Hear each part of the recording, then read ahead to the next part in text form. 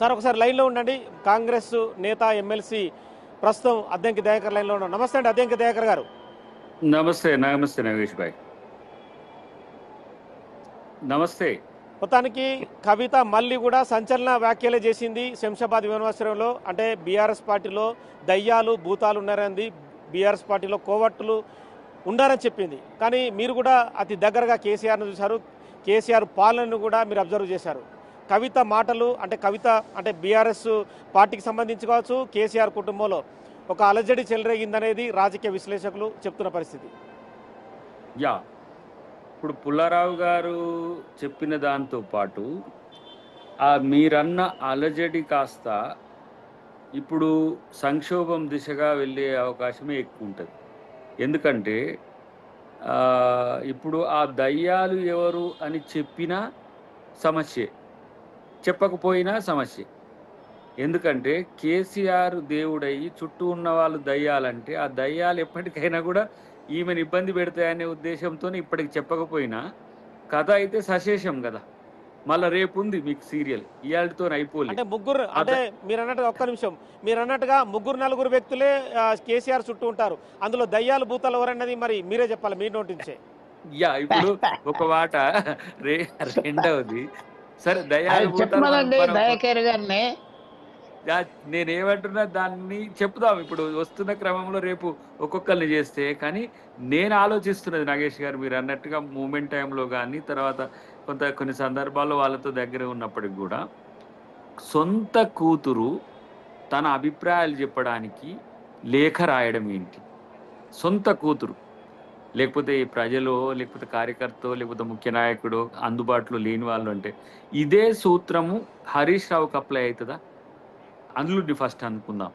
హరీష్ రావు అనుకుంటే పిలిపించి కలిసి నిన్న మాట్లాడింది కదా ఏదో అంశాల మీద, ఈ కాళేశ్వరంకు సంబంధించి ఏం చేద్దామని. అదే కేటీఆర్ ఉత్తరం రాస్తాడా వాళ్ళ డాడీకి, నాన్నకు ప్రేమతో అని చెప్పి ఇటనే ఒక 10-15 అంశాలు పెట్టి కేటీఆర్ రాస్తాడా? కవితనే ఎందుకు రాస్తున్నది అంటే ఆమె ఎలిమినేషన్ లిస్ట్లో ఉన్నది అని మనకు ఈ 2-3 సందర్భాలు మనకు అర్థమవుతాయి పరిశీలిస్తే. ఇప్పుడు అక్కడ వరంగల్ మీటింగ్లో కేసీఆర్ తర్వాత కేటీఆర్ బొమ్మ పెట్టిండ్రు. కేటీఆర్ బొమ్మ పెట్టిండ్రు కాబట్టి నేను రిలేటివ్ పాలిటిక్స్లో దూరం, అంటే నేను అవాయిడ్ అవుతున్నాను హరీష్ రావు అలిగితే, కేటీఆర్ హరీష్ రావు కాడికి పోయిండు. కానీ ఏ రోజు పోయిండు? ఆమె అమెరికాకు పోయే రోజు పోయిండు. అంటే ఆమెతో సంబంధమే లేదు, చెల్లితో మాట్లాడాల్సిన అవసరమే లేదని. అంటే ఆల్మోస్ట్ ఆమె గతంలో మాట్లాడుతున్న వాటికి ఇప్పుడు లేఖలో వచ్చిన దానికి వాళ్ళు పట్టించుకున్న దానికి లింక్ అయింది. నేను రాస్తా మా డాడీకి, ఎప్పుడు ఇట్నే లేఖ రాస్తా, ఆయనకు పంపిస్తా అని చెప్పి ఇప్పుడు అంటున్నది కవిత గారు అంటున్నది. అంటే ఆమె లేఖలు రాసేంత దూరం అయ్యింది, అంత దగ్గర లేదు అని మనకు అర్థమవుతున్నది.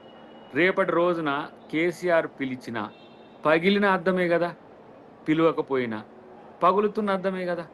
సో ఇది మనకు అర్థం కావాల్సింది ఏంటి అని అంటే వాళ్ళ దయాకర్ గారు దీనికి రిలేటెడ్ ఒక చిన్న విషయం చెప్తాను. దయాకర్ గారు ఒక చిన్న విషయం, ఈ మధ్య కాలంలో కేసీఆర్కు సంబంధించిన పాస్పోర్ట్ ఎంబసీ నుంచి రిజెక్ట్ అయింది.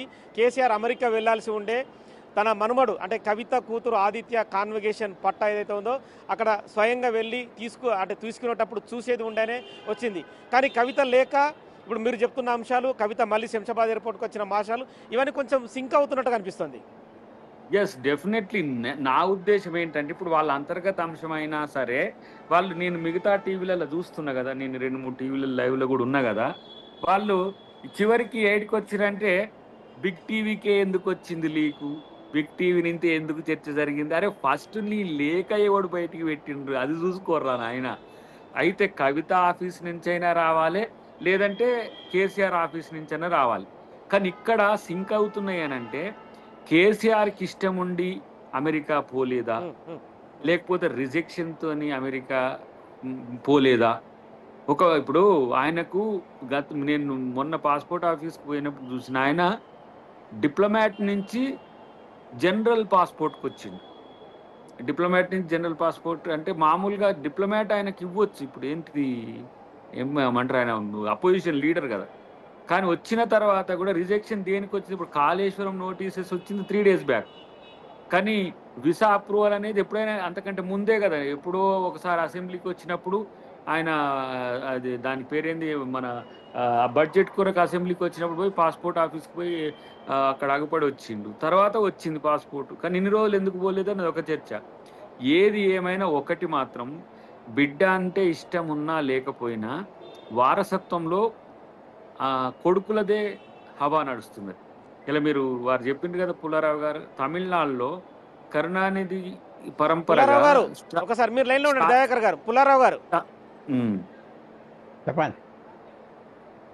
పుల్లారావు గారు ఒకసారి దయాకర్ గారు చెప్పిన విషయాలు మీరు గమనించి ఉంటారు. అంటే ఆయన చెప్పండి, మీరు కూడా ఒకసారి మీ చాలా వరకు కరెక్ట్. మనం ఏంటంటే కొంచెం జెంటల్గా మాట్లాడుతున్నాం, ఎందుకంటే ఫ్యామిలీ విషయం అందరికీ ఒకళ్ళు వాళ్ళకి తెలిసిన వాళ్ళు కాబట్టి ఆ మాటలు మనకి తిరిగి రావు, ఫీల్ అవుతారు. కానీ ఫ్యాక్ట్ ఏంటంటే ఆ రాయటం ఉత్తరం నేను ఇందాక కూడా అన్నా, అది చాలా టర్నింగ్ పాయింట్. ఇక మళ్ళీ ఆ ఉత్తరం తీసుకెళ్ళి మళ్ళీ ఇంటికాడ దాచుకోలేరు, అందరికి వచ్చేసింది, లోపల ఉన్నది. ఉత్తరాలు రాయటం, బయటిగా మాట్లాడటం పాలిటీషియన్స్ చేస్తే అది పొలిటికల్, నేను చూసేదాన్ని టర్నింగ్ పాయింట్, చాలా కష్టం అది తిరిగి తీసుకోవటం. ఆమెకు మరి ఎండ్ ఆఫ్ ద లైనా టర్నింగ్ పాయింటా, ఇంకెవరైనా ఆఫర్ చేశారా, ఆమె ధైర్యం ఏంటి, లేకపోతే ఇక్కడ ఉంటే ఇంకా లాభం లేదు. మనం ఒక చిన్న విషయం మర్చిపోకూడదు, డోంట్ ఫర్గెట్. దయాకర్ గారు అనాలి, ఆయన మరి ఎమ్మెల్సీ గారు ఎందుకు అంటలేదో నాకు తెలీదు. డోంట్ ఫర్గెట్, ఆమె జైలుకి వెళ్ళింది, చాలా పెద్ద షాక్ వచ్చింది ఆ పార్టీకి. అదే ఆమె చెడ్డ పని చేసింది, మంచి పని చేసింది అని వెళ్ళింది, అది పెద్ద షాక్ వచ్చింది ఆ పార్టీకి. అవన్నీ లోపల ఉంటాయి కదా, వాళ్ళు మాట్లాడుకుంటున్నారా డైనింగ్ టేబుల్లో, బయట అంటున్నారా, గుసగుసలు ఏం ఆడుకుంటున్నారు, ఉంటాయి కదా, అవన్నీ ఉంటాయి కదా, మాట్లాడుకుంటున్నారు. ఇది కొద్దిగా టర్నింగ్ పాయింట్. మళ్ళీ ఆమె, నేను అనుకుంటున్నా మదర్ అవునే ఫాదర్ అవునే మళ్ళీ దగ్గరికి కష్టం అనుకుంటాను. పాలిటిక్స్ వచ్చాక ఇంకా అది ఒక స్ట్రేంజ్ ప్రొఫెషన్, ఇంకా కొడుకు అన్న ఇవన్నీ ఉండవు. Power is the main objective, తప్పని కాదు. సో ఈమె ఇక్కడ ఒక సక్సెస్ అయిపోతుందా, విక్టిమ్ అయిపోతుందా? ఆమె రాసిన ఉత్తరానికి ఆమె విక్టిమా, నిశ్శబ్దంగా కూర్చుని ఉంటే బెటరా ఇంకో రోజు కోసం? అది తప్పకుండా ఫ్యూచర్ మాత్రం చెప్తుంది. ఇది టర్నింగ్ పాయింట్, ఇంకా ఆమెకి మళ్ళీ మామూలుగా ఉండదు. కానీ కవిత గారే చేసిండ్రా అవినీతి, కేటీఆర్ కేసీఆర్ చేయలేదా సార్? అది దొరకలేదు కాబట్టి ఇప్పటికి, రేపు దొరికితే ఇట్లనే చేస్తారా? కరెక్ట్, అది దొరకలేదు అన్న మాట పెద్ద మాట, అంతే కదా, హిస్టరీ అంతా అంతే కదా. ఇప్పుడు దొరుకుతారు కదా త్వరలో. పుల్లారావు గారు, మీరు టర్నింగ్ పాయింట్ అంటారు. మరి కాంగ్రెస్ పార్టీకి అంటే మామూలుగా కవిత పార్టీ పెట్టి కనుక తను సమాజంలోకి వచ్చి తిరిగితే కాంగ్రెస్ పార్టీకి కూడా కొంత ఎదుర్కొనే పరిస్థితి అంటే ఇబ్బందికరంగా ఉంటుందంటారా? ఏమంటారు దయాకర్ గారు మీరు?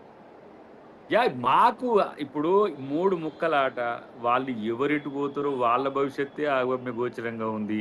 ఇటు బీజేపీలో కూడా 3 ముక్కలాటే కదా, ఒకటికి కిషన్ రెడ్డి, బండి సంజయ్ అండ్ ఈటల రాజేందర్, కనపడిన 4వ సింహం కూడా అగపడుతుంది ఇప్పుడు. కాబట్టి వాళ్ళు కొట్లాడుకుంటారు. ఇప్పుడు ఇన్ని రోజులు ఏంది కాంగ్రెస్ పార్టీలో మీరు కొట్లాడుకుంటారు అనేటోళ్ళు, ఇప్పుడు వాళ్ళ దాంట్లో తెలుస్తున్నది.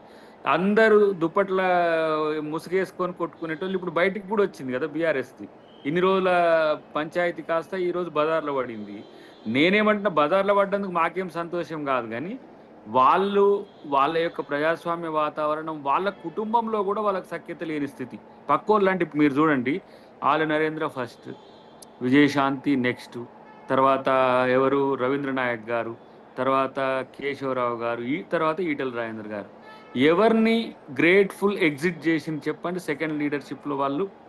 రెండవ నాయకుడు లేకపోతే ద్వితీయ నాయకుడు ఆఫ్టర్ కేసీఆర్ అంటే ఎవరిని కూడా వాళ్ళ ప్రేమతో బయటికి పంపలే. అందరూ కూడా, కేశవరావు గారు ఒక్కరు చాలా జాగ్రత్తగా తను ఏమి సమస్యలు ఎదుర్కోకుండా వచ్చిండ్రు, కానీ ప్రతి ఒక్కరి మీద నిందారోపణలు చేసిండ్రు. ఇప్పుడు వాళ్ళ దాంట్లో తన కుటుంబంలో 2వ వ్యక్తిని, వాళ్ళ పార్టీకి 2వ వ్యక్తిని పెట్టుకోవడంలో కేసీఆర్ వైఫల్యం చెందింది. ఎందుకంటే ముగ్గురిని సమానంగా పెరగనిచ్చిండా ఎదగనిచ్చిండా అనే విషయం పక్కన పెడితే ముగ్గురు సమాంతరంగా ఉన్నారు. ఇది కూడా వాళ్ళకి బలం అనుకున్నారు. అది ఎందుకు, ఒకరు లేడీస్, తర్వాత సామాజిక అంశాలు, కేటీఆర్ యూత్కు, లేకపోతే హరీష్ రావు ట్రబుల్ షూటర్గా ఉంటాడు, నాకు ముగ్గురు బలం అనుకున్నారు. ఇప్పుడు ముగ్గురు బలహీనతగా మారుతున్నారు. అందుకనే మేము గతంలో కూడా ఏమన్నాం, మీ పార్టీకి ఒక ఎస్సీనో, ఒక ఎస్టీనో, ఒక బీసీనో ఒక వేఅవుట్ను పెట్టుకోరు బాబు అని చెప్పినా ఈయనరా. కాంగ్రెస్ వాళ్ళు చెప్తే ఇంట మొన్న మా ముఖ్యమంత్రి గారు ఒక మాట అన్నారు. హరీష్ రావు మొన్న మాట్లాడుతూ, మా బామ్మారిది అయితే ఉన్నది కేటీఆర్కి నేను సహకరిస్తా అంటే, అరే మొత్తం మీరే అయితే కనీసం ఒక దళితున్నో ఒక బీసీనో ఈ లీన్ టైంలో మీరు ప్రొయాక్టివ్గా ఉంచుకుంటే మంచిది. చాలా మంది దళిత లీడర్లు కూడా బయటకు వచ్చింది. కడియం శ్రీహరి అట్లాంటి ఒక పెద్ద నాయకుడు కూడా సుదీర్ఘకాల రాజకీయ అనుభవం ఉన్న వాళ్ళని కూడా వాళ్ళు ఉంచుకోలేకపోయింది. అంటే బయట వాళ్ళు ఎదిగినా ఉంచుకోలేకపోతుండ్రు, వాళ్ళు ఎదిగినా అకామిడేట్ చేసుకోలేకపోతుండ్రు. So something is there. సరే, ఇంకో కోణం నుంచి మనం పుల్లారావు గారు దాని మీద చెప్పాల్సిన అవసరం ఉంటుంది. ఏంటంటే ఇంకో కోణంలో ఈ టైమే ఎలిమినేషన్స్ టైం కాబట్టి ఇప్పుడు వచ్చే సంక్షోభం పార్టీకి ఎన్నికల ముందు వచ్చే వాటికంటే భిన్నంగా ఉంటుంది. కాబట్టి వాళ్ళు బీజేపీ వైపు పోవాలనుకుంటున్నప్పుడు ఈమెకు బీజేపీ అంటే ఇష్టం లేదు. లిక్కర్ కేసు ఇష్యూస్లో తను వాళ్ళ కొరకు త్యాగం చేసినట్టు కదా ఒక రకంగా.